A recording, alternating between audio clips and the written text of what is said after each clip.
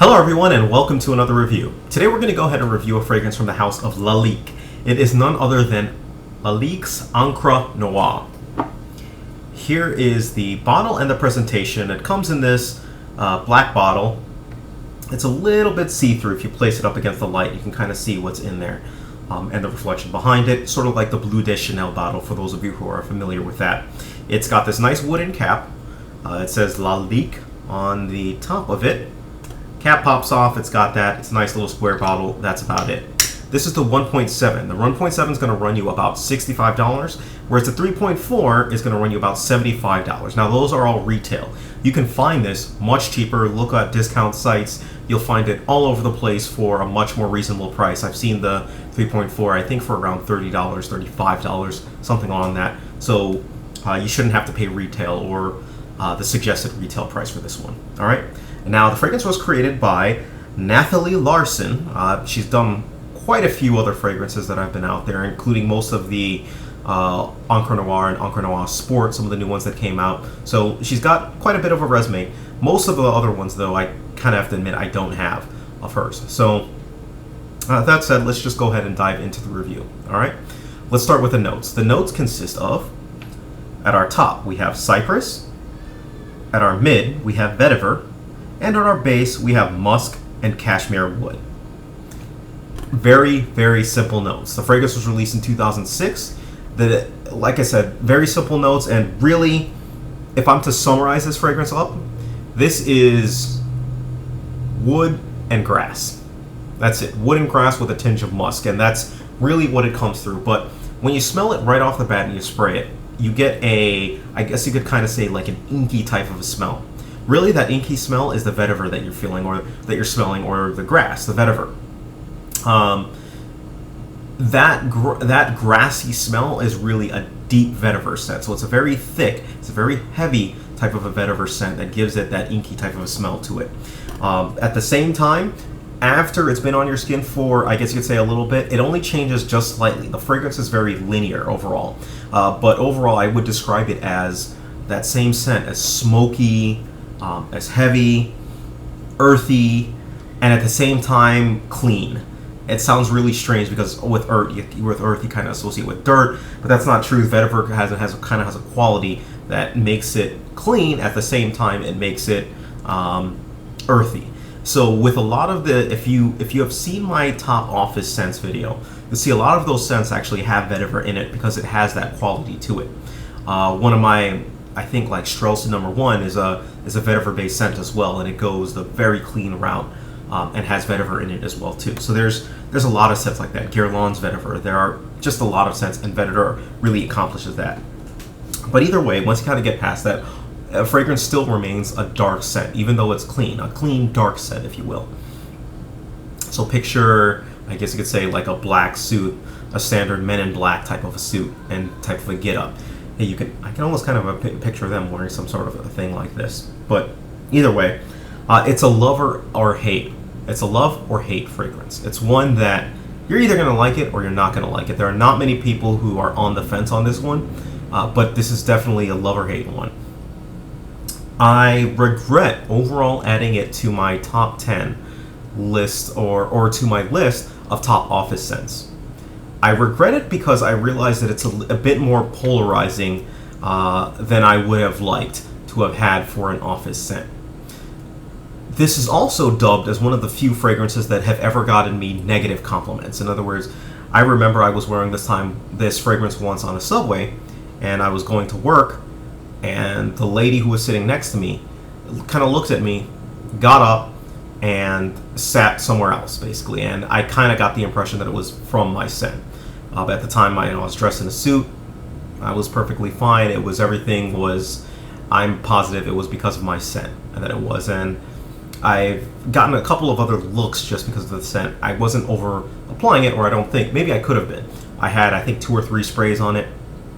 But this has gotten me those negative aspects for it. So I would be careful when choosing this one, especially for an office scent. Now, it's linear as well. And for those of you who have smelled Sycamore from Chanel, this smells very, very similar to Sycamore. In fact, when I smelled Sycamore, I was instantly reminded of Encre Noire. Now, I haven't gotten a chance to smell them side to side, so keep that with a grain of salt. I like to smell my fragrances side to side if I'm going to say that they smell very, very similar or alike. And I haven't got a chance to do that with this one. So spray-wise, I go around 2 to 3 sprays with this one.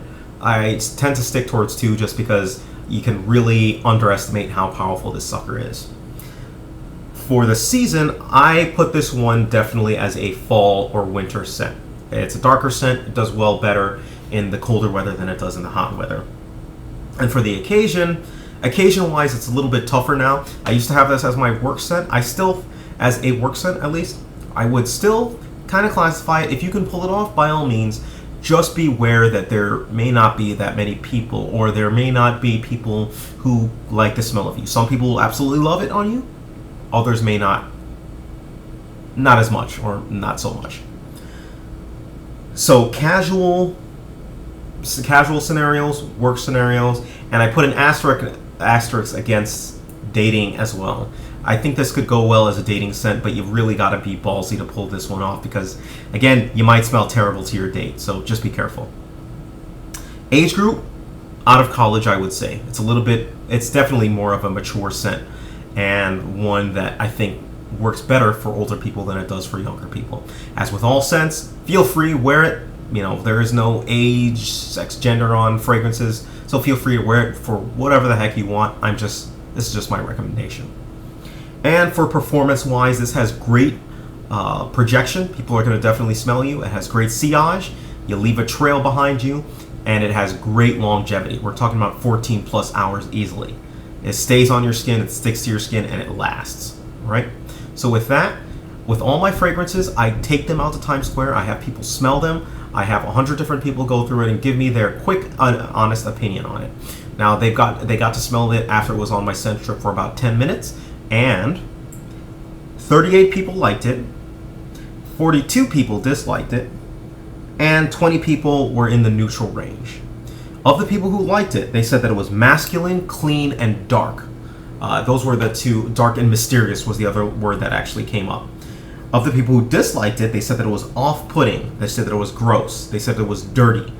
Now, I actually think they were a little bit harsher on it than the average person. This is a polarizing fragrance, is I guess what I'm trying to say. Even though there were 20 people who were neutral or quote-unquote on the fence, most of them actually leaned to disliking the fragrance. So this one kind of got away with it in terms of my ratings, but either way. So if I'm going to go ahead and give this fragrance a rating, I give it a rating of a 6 out of 10. Why a 6 out of 10? Overall, it's really not that bad of a scent. But I can definitely see why it, I guess you could say, clashes with people, and you'll either like it or you'll either love it or you'll hate it. It's too clashing on that for me to give it a good rating. Personally, it won't be part of my collection shortly, just because it's just not my style. I'm looking forward to trying out Encre Noire Sport, which is supposedly a much easier to wear version of this one. And if that's the case, then I think I would be fully on board with that one. But this one, it just isn't. It doesn't smell like completely awesome that I would just disregard. Like a good comparison that I would have is something like Muscat Azure. Muscat Azure is just as polarizing as Encre Noire to me. The difference with Muscat Azure is I'm absolutely in love with that scent.